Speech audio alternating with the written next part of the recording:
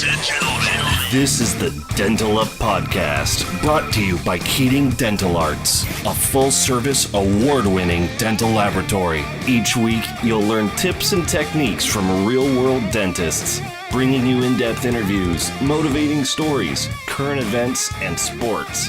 Here's your special host, the General Manager of Keating Dental Arts, Bob Brandon. Hey everyone, Bob Brandon here. Welcome to another episode of the Dental Up Podcast. Our guest this week is a graduate of the Arizona School of Dentistry and Oral Health. She's a member of the Berkshire District Dental Society and was selected for the Massachusetts Dental Society's Top 10 Under 10, highlighting their professions awards. She is currently practicing in Lee, Massachusetts. Please welcome Dr. Casey Jones. Thank you so much. Thank you for having me. This is my first podcast ever. Well, this is only about my third or fourth, so thanks again. And on behalf of all of us here at Keating Dental Arts, I wanted to thank you for being what I call in our top 10 customers. And it doesn't have anything to do with volume or sales or anything. These are just our top 10 favorite doctors that we as technicians all really appreciate, and look forward to working on your cases. So thank you. I really appreciate it. Oh, well, thank you. That means a lot. And I know it's been a pleasure to work with your lab. So thank you. Appreciate it. Likewise. It is a two-way street, and we're only able to do our job if we receive good quality work from the dentists. And I have to admit that both Dr. Jones and Dr. Wise are in our top 10 because you both put forth the effort and level of detail in the cases to really make them successful the first time. I was wondering if you could explain some of the additional procedures that you, Dr. Jones, and your staff do for us to allow the cases to be so successful. So I think that part of it comes from my, I guess you would say, luckiness that I have gotten to learn from Dr. J. Wise as my mentor, because I think coming through dental school, there are just so many procedures to learn these days in dental school that lab work isn't as heavy of a concentration as maybe it used to be. And so we actually had a lab that was on site throughout dental school. So I was able to learn in that way there. But being here with Dr. J. Wise, he has one of his assistants, Kelly, who has just been amazing in the lab. She kind of knows everything, and she pours a lot of our cases. And, through working with him, there have been times where I will trim my own dye for various reasons, and he's, shown me how to do that and why I want to do that, why I want to trim it in this certain way to have the right emergence profile so that the lab technician doesn't have to go in and, have their instrument at a weird angle. And I think, like I mentioned to you, that, when you trim your own dye, in spite of every dentist's probably effort to be a perfectionist and do perfect work every time, you definitely see your imperfections and what you want to try to do better the next time. So we do that sort of thing. We also will, make our own custom trays, or maybe our wax rims for our denture cases. And I think a lot of that is just, it helps you to be able to know what it is that you're looking for from the lab, or what you're trying to achieve moving forward. So I also learn a lot from calling and discussing cases with you guys at the lab. And I learned something probably from Kelly, our assistant, who works in our lab a lot, almost every day. She's just a wealth of knowledge, and she's been doing this longer than I have. So that's fantastic. That is. Now, was Kelly trained as a lab technician before coming into practice with you and Dr. Wise? No, she wasn't. And I wish I could remember how many years she's been with Dr. Wise, but it's a lot. It's like over 20. Excellent. And so she came in as an assistant, and she just, sometimes people love a certain part of that job. And for her, it was the lab work, I think. And so he did a lot of training with her, and she just took to it, and she's fantastic and gets better as time goes on. So excellent. Did she attend the courses at the Dawson Center with you and Dr. Wise? Yes, she has. She has been to the Dawson Center. So In fact, I think she's our only assistant so far that has been, but we certainly would love for more to go to that particular training. Mm-hmm. It's really important, and we as technicians, we need the continuing education just like the clinicians do, and Yes. it's very important to never stop learning and to always push yourself to do better. I mean, there are very few professions in this world where your success is measured in microns, and if you think about it, I mean, dentistry is definitely one of those. Yes, And if definitely. you become complacent and just want to stop learning, you definitely reach your ceiling. And all of us here at Keating, we continually strive to push ourselves to keep learning and keep up with the new materials and techniques and everything digital. And I know your practice. Mm-hmm. You guys have recently delved into the digital world. Can you tell me a little bit more about that? We have. Yes, it's been very exciting. So we did purchase the ITERO, and so we have the ability to do digital impressions, and most patients love that. And it has this wow factor to it because they can see it happening and see this 3D image that you can sort of manipulate and blow up, and it's just really cool to them. And I'd say that it's great. It definitely has a learning curve to it. And the information, like anything else, is only the result, I should say, is really only as good as the information that's put in there. So if you don't take the time to learn how to do the scanning or make sure that the scan that you're sending is as great as you get used to looking at those impressions that you take, and Sure. you see that bubble on the margin, or you see whatever it is, and you have to start to look at that digital scan in the same way, because you guys aren't, I wish you were magicians, and sometimes maybe I ask you to be a little bit, but you can't make something if you can't see the whole preparation of a tooth or, any of that stuff. So, correct. So it's been exciting, but I don't know that it's made us faster at things yet. Just different. I think that'll come as more and more guys get more and more cases under your belt, and Sure. It's like anything new. There is a learning curve, and Yes. The whole goal of digital technology is to improve all aspects. It's gonna be faster, better, and cheaper for you guys as time goes along, and the wow factor for the patients is great. You mentioned being a magician, and sometimes we can blow up the finish lines on a prep, and sometimes we can see them, and sometimes we can extrapolate and kind of connect the dots on the computer screen. Other times, we might say, oh, okay, well, is the margin, is it this line that's way down apical into the sulcus, or is the finish line here? But it's great because we can take a screenshot of that image and we can email it to you, and you can then tell us, nope, I need you to move the margin line up. That's, just cementum, and it's kind of rough down there, and I didn't put my burr all the way down there into the sulcus. And that's it. I think it's great. Mm-hmm. So, I think it's really where dentistry is headed, and I think that it's really exciting. And even the ability to take a scan of your pre-approved provisionals, for example, and then you can scan the preps, and then it's really exciting how you can see it all put together in that digital world. Absolutely. It eliminates a lot of the guesswork, what you just mentioned there, in terms of a patient-approved provisional and taking a scan of that and then submitting that to us. So that's our blueprint for the final restoration. It's technically, for us, it's a very simple procedure for us to combine that scan data in the design of the final restoration. Can you tell me, did you guys consider other types of scanners, different systems, different manufacturers, or what was some of the thought process? We did. And I think that there are a lot of great options out there. ITERO is just one of them. But for us, the deciding factor was that both of us are certified in Invisalign. Excellent. And I had, pretty not long before we got that, completed my certification. And so it seemed like one of those things that made sense, since we had that piece of it.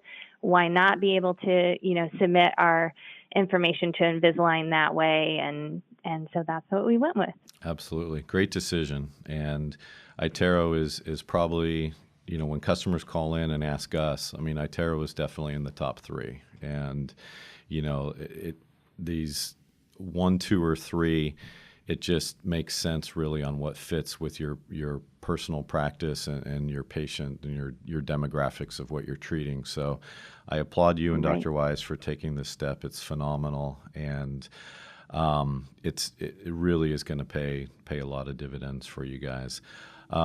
Have you, how much on the training, how much information did you guys receive in terms of crown and bridge or implant fabrication, implant-based restorations? With our ITERO training, you mean? Correct. So we had a couple trainings, and they were sort of, there was someone that was able to actually see us through, a camera that was on the ITERO, and so she could see in real time what we were doing and was coaching us. So it was sort of virtual in that way, and we were a little skeptical, but it was great. And we did have one of those trainings where Dr. Wise prepared a crown just before, and so she walked us through, scanning that in real time. We didn't have anyone that did the training with us for the implant part of things, so that I mostly watched the training videos that you can access online. And they're pretty straightforward, but I will say that was definitely a learning curve for me. I had a couple redos, and I'm not really sure what went wrong, but you go back to that just traditional, take the impression and get that one done for the patient, so you don't have to redo it a couple times. Yeah, and then I remember. Yeah, yeah, and then you just pull up your bootstraps and try it again because you got to figure it out. So on the next patient. So I don't know that we got a lot of that, but I feel like we got enough training. It just takes some practice too, because some of it you can certainly delegate to your assistants who sometimes are better than us at doing it. So they really have a knack at kind of picking that up, and I think they enjoy it. And we even use the scans for our new patient exams so that we have kind of a baseline of that. And it's amazing how much you can see. You can see how their occlusion fits together. You can record multiple bite positions so that you can see if they have a first contact before they're, all of their teeth touch together. You can monitor their wear and their recession over time. And so, there's a bunch of exciting things that we've still yet to start to implement, but there's so much potential in there. I think it's fantastic. Absolutely. That is so well said. I mean, the value of taking a scan on a new patient or, an existing patient and monitoring the things you just mentioned, occlusal dysfunction, tooth wear, it's just so important because, you can go back, 5-10 years in time and tell Mr. Smith here that, look, your central incisors, 10 years ago, they measured at 10.5 millimeters. And now, unfortunately, you're at 9.5, only 10 years, 10 years later, there is some active problem going on here. And yeah, it's a great way to record that baseline data. Definitely. So now, has your product or material selection changed since you've gone digital in terms of restoration, crown and bridge restoration? No, I don't think that that's really changed. I mean, I think that we still, Dr. Wise and I still like to do gold work and things, and we're part of the Tucker Gold Study Club. Excellent. And so that's a little different realm, or at least they say in the Tucker realm that, we're still doing traditional impressions for things like that. So we don't use the ITERO for everything, but I don't think there really is any, thing that you use for every application. You just have to know when it's appropriate to use it and know that things will change over time, and you just have to stay up with the new technology as it comes out and keep learning, like you say, lifelong learner. Yeah, that's absolutely true, and it's great that you're not forcing the issue with the scanner and trying forcing it to become everything for you. I applaud your decision on maintaining the tried and true techniques for gold work. It's beautiful, and I know that gold is on the decline, but I applaud you for you and Dr. Wise both for maintaining the commitment and the integrity to prescribe gold where it's needed. Yeah. So Thanks. what we do now with some of these digital scans is we're able to produce restorations without models. And I know your recent cases, you're getting back almost like a little solid model with the preparation and the crown. In terms of the lab work, we're able to produce restorations directly from your physical scan or your digital scan. And the way we do it is we first isolate the margin, and then we articulate the two arches together. And based on that, we can design a monolithic restoration. And I know you guys are a little bit more traditional, and there's nothing wrong with that. But we have 3 different types of monolithic restorations that we're able to offer you guys faster. It's a standard 3-day lab turnaround, and we can save you $20 on each restoration because we're bypassing shipping, we're bypassing our model room, we're bypassing your Kelly essentially in the production stage here. So we do these restorations for probably about 40 or 50 customers on a daily basis. And we're able to produce modelless Emax, modelless KDZ Bruxer, which is our traditional high-strength material, and our KDZ Bruxer Aesthetic, which is our high translucent. And it's actually one of our more popular products. It's growing in popularity every year. The nice thing about KDZ Bruxer Aesthetic is it looks more like Emax than any other zirconia that's out there. And for some of your posterior single units, I'd like to extend this offer to you, and just to try it on a case where maybe you have a patient that is a little bit heavier on their occlusion, or you're maybe on a case where you're not able to get as much occlusal reduction as you would have hoped for, either in terms of an exposure or just a very short clinical tooth. These are very popular restorations. And I think we can save you guys some money too. Okay, great. Thanks for that information. That's exciting. And in terms of your implant work, again, the digital realm ties in beautifully with implant work and scan bodies. And we have a way that on your next implant case, just give me a call ahead of time and let me know which implant manufacturer, style, and size it is. And I'll order you a scan body and have it shipped directly to your office. And all you do is it's kind of like, it's a digital impression coping, if you will. So instead of, unscrewing the healing cap and putting the impression coping in and then taking your physical impression, these scan bodies are tied into a digital library for each manufacturer and implant style. And we take your scan with the scan body, and then we just select the manufacturer and essentially the library of the implant, and we drop that implant analog in virtually on the computer screen, and we're able to design a titanium abutment, particularly with the new Keating custom abutments. And then we can design or fabricate by hand any type of restoration. So this is again, it's a very important topic in dentistry. It opens up implant treatment to a larger number of patients because we're able to offer these things at a more cost-effective rate for you.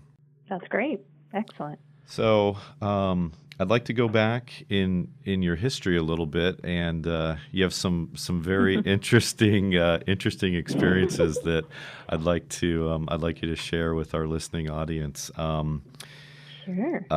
In particular, your move from the Arizona School of Dentistry up to the Arctic Circle. Sure. So let's see, the Arctic Circle part of things actually hit while I was still in dental school, which it was amazing. So what ended up happening is that our dental school was smaller and newer and was one of those things where they wanted to offer opportunities for research, but they didn't have them on site. So I had, because I was a professional dancer before I was a dentist, I had lived in New York City.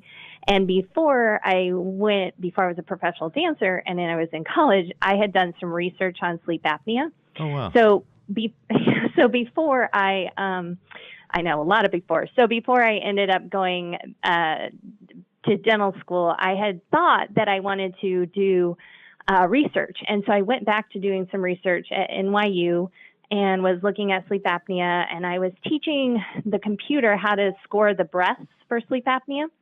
And I found it really dreadful, just boring because I had no person interaction and I hated getting up and going into work. And for me, that was weird because I'd always loved school and, you know, I'm kind of a workaholic, which is not a great thing, but, you know, so I realized that just was not the right way for me to go. So I ended up taking some time and went on some cruise ships and, you know, with my husband, and we traveled the world and figured out what I wanted to do from there. But ended up going to dental school at the Arizona School of Dentistry and Oral Health when I figured out that's the direction I wanted to go. And they offered this opportunity to do research. And I thought, well, I'm just going to ask if I can go to NYU. So I contacted the pediatric department there, and because I love working with kids, I love all ages.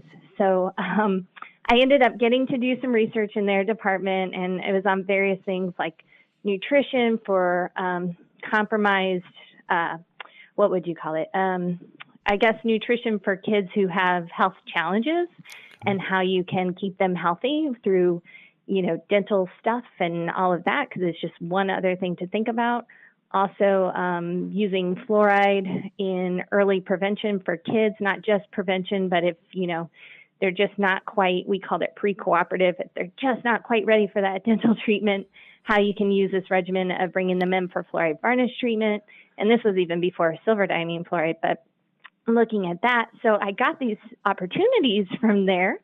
And then while I was there, the dean of the pediatric dental department asked if I wanted to go to Alaska with them on an outreach. I was like, sure, that sounds amazing. So that was the plan, and they just wanted a couple people from ASDO, or Arizona School of Dentistry and Oral Health, to go. So one of the instructors, Dr. Maureen Romer, said, yeah, I'll go. So she went, and actually the first time that we tried to go, we got stopped by a volcano erupting, so it got rescheduled. No. Yeah, but it got rescheduled, and we got to go, and then I got to go twice. The second time the first time they let other, undergrad people from NYU go, and that was the first time that they had done that. So that was exciting. And then it was just me from ASDO. But the second time we got to bring other students from my school with NYU. And then for years after that, they partnered together and they got to do these outreaches. And it was amazing. That's what fantastic. A great opportunity. So where did you live? What were your living conditions like up there? Well, we had an air mattress, single air mattress, and we had a sleeping bag. Oh. And we had, and one of them had bunk beds that we had that could go on top of that. There was nothing fancy. One of them had in Yukon, in Fort Yukon, there was a really nice dental facility, but it was just one dentist, and he just could not keep up with the demand of the work that was there. So once a year, he sort of had all these people to come and help with the dentistry that was needed. So that was exciting. And then when we went to, I think it maybe Arctic City. I'm forgetting now, but the other really remote town that we went to, we did not have any warm water for showers, but I will tell you that those were the most refreshing cold showers that I have ever taken. It was so nice to do that at the end of a day. You know, you're standing up. In that case, we were more or less in like a gym, and we had chairs set up for the patient, and then we had all the portable dental equipment. Wow. And we would use just like boxes of gloves for them to lean their head back onto in order to have it be their headrest. And, you know, so those are kind of the conditions that we were working in, and it was fantastic. I learned a ton. That's excellent. So. It's whatever it takes to get the job done up there, and providing care to patients and human beings that don't have access to it in a traditional setting. That's phenomenal. We had a customer, and he's now since retired, but he practiced on Nantucket Island, and his first job out of dental school was with the Native American Health Services, and he was up near the Arctic Circle for 2 years after dental school. And hearing you talk about some of these things brings back some of the stories that Dr. Roy Davis used to tell me, and you know, it's just, hey, you know, it's not all practicing in a nice shiny office with, you know, high-tech equipment. There are people out there that you have to go to and reach and make it happen for them. So that's phenomenal. Yeah. Great story. Thank you for sharing. Thanks. One of the things that I loved about the Arizona School of Dentistry and Oral Health is that we all got our certificate in public health while we were there. So in our third and fourth year of our education, we got to rotate throughout community health centers throughout the U.S., really. And so I got to go, you know, to Maine and, you know, up to Washington and wherever to have training within a community health center. So we were helping meet the need for access to care along with getting our education. And those people were calibrated to be able to, you know, continue to teach us and score us and all of that sort of thing. But I thought it was a great model. Oh, absolutely. I mean, that's the more patients you can get exposed to and everything while you're in school and learning, that pays dividends down the road. Absolutely. What were some of the other either challenging or fun procedures that you got to do in dental school that you remember and are taking into practice with you now? Challenging or fun? Well, you know, I think that one of the things that I found most fun or challenging in dental school were the pediatric procedures and getting to work with children. And I was one of those lucky ones that, you know, I got to do a ton of stainless steel crowns in my rotation through the pediatric one. So, and we just had a great staff. I loved everyone that taught at ASDO, but those were ones that always stuck out in my mind because we would always we were sort of forced to volunteer. We had to come up with actual projects that we would do, like plan to give kids a smile or do other outreaches too. But those were always fun. And then I've always had kind of this two loves, and I think that always happens in my life, it seems, like dance and science, and then it's like kid stuff and this like high-end, almost pros-like, stuff where I thought about specializing prosthodontics along the way, but I also thought about specializing in pediatric dentistry, and there, I just have so many loves that it was hard to pinpoint, and that's kind of the cool thing about general dentistry is that you can pick and choose and kind of do it all if you want in a way, but so that's kind of where I am. Do you guys treat a lot of children in your practice? I see children. I don't think that we see a lot of children, but we definitely see more children here since I've been here.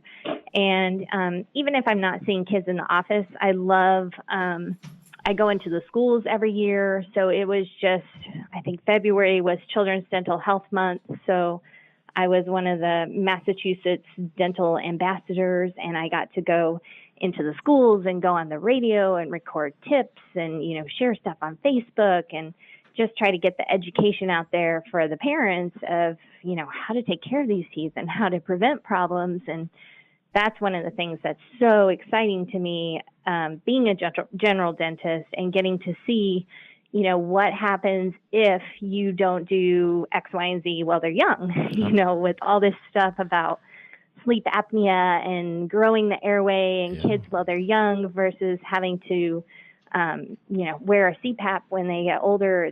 It's interesting how all of that is coming into the dental world too, since I've seen sleep apnea from other perspectives too. Oh, absolutely. Yeah. I mean, it's such an underdiagnosed and undertreated problem, especially in kids with, like you said, growing the airway and making sure that, the arches are wide enough and compatible so that, nighttime breathing, so they're not mouth breathers and everything. And it is a hugely underdiagnosed. I've seen it in my own children. I have, and they've both been through orthodontics, and, now I think you used the word pre-cooperative. 17-year-old is finally starting to understand some of these things. So, it's all fun stuff. And you mentioned your other love was the prosthodontic side, and I can't thank you enough. But both you and Dr. Wise, your work level and quality is truly. It is prosthodontic quality and exceeds even some of our customers and dentists that we've had the great fortune to work with that are true prosthodontists. So, again, I want to thank you for your level of work and dedication to the craft here. It's amazing. Oh, well, thank you. We definitely try. It's hard work every day, that's for sure. There's a lot of time that goes into it that isn't, face-to-face with the patients. There's a lot of behind the scenes stuff, and I think a lot of people don't realize that, but there's certainly nothing more rewarding than being able to give someone their smile back. That really, I feel like, can change someone's life, which is a pretty exciting, that's kind of like having a superpower. It absolutely is. And how cool is that? I can't agree more. And I think that's why we're all in this, is to help people smile and, restore their function, restore their health, and to give them more pride and a sense of, better sense of self-being, really. I'd like to end, if you don't mind, and I thank you, and I know we've gotten a little bit off topic, but I think all the stories are phenomenal. I'd like to end, though, by if you could pass on, one or two pieces of advice to, the younger audience, those that may be considering going to dental school or currently in dental school or trying to find their way immediately after dental school. What advice would you like to share with some of the newer dental professionals? Yeah. Well, I think one that I tend to say is fake it until you make it. And that sometimes sounds bad, but what it really means is that you're going to be outside of your comfort zone at times. And that's really the only way that you're going to learn new procedures and, move forward in your career. And it's always with the best interest of the patient at heart. And you're going to learn everything you can, but there's realistically going to be that time when it's your first time ever doing something. And you're maybe freaking out in your head, but you don't want the patient to know that because they don't want to know it. And so fake it till you make it. And then I also think never stop learning. It's so important to be a lifelong learner and to realize that you definitely are never going to know everything, and use the people that are experts in what they do for what they do well, because it's important to, try to quarterback all of that stuff and be an advocate for the patient. And there's just so many new exciting things that are coming out in so many different directions that you can take a dental profession, that it's great. So do it if that's what you want to do. Absolutely. Thank you so much. I know time is money. I thank you so much for your time and all your expertise and wisdom that you've passed along to the dental community. And remember, if you have a case next week that you want to try out one of these modelless restorations or on your next implant case, just give me a call ahead of time, and I'll I'll get everything straight and ordered and just sent directly to your office so we can make these procedures faster and smoother for you. That sounds wonderful. Thank you so much. And thank you for all that your lab does. It's wonderful to have consistent results that you know that you can count on. And if there ever is the occasional whatever is the issue, we know that you will be able to fix it. So that's just a great relationship to have. So thank you from both of us, from Dr. Wise and from myself. Well, and on behalf of all the employees here at Keating Dental Arts, I can't thank you and Dr. Wise enough for your dedication and quality that you put forth to let us do our jobs properly. So thank you. Thank you. All right. That sounds great. Thank you so much. Okay. I appreciate it. Take care. Thank you. Okay. Take care. Bye-bye. All right. Bye. Thanks for joining us on the Dental Up Podcast Show this week. Make sure to follow us on Facebook, Instagram, and Twitter, or search the Dental Up Podcast on iTunes for our weekly feed. Don't forget to visit KeatingDentalArts.com/promo for exclusive offers. Keating Dental Arts is a full-service dental laboratory, and we're nationwide. We'd love for you to send us a case so we can show you the Keating difference. If you dig what you heard, please leave a review on iTunes, and we'll be back next week.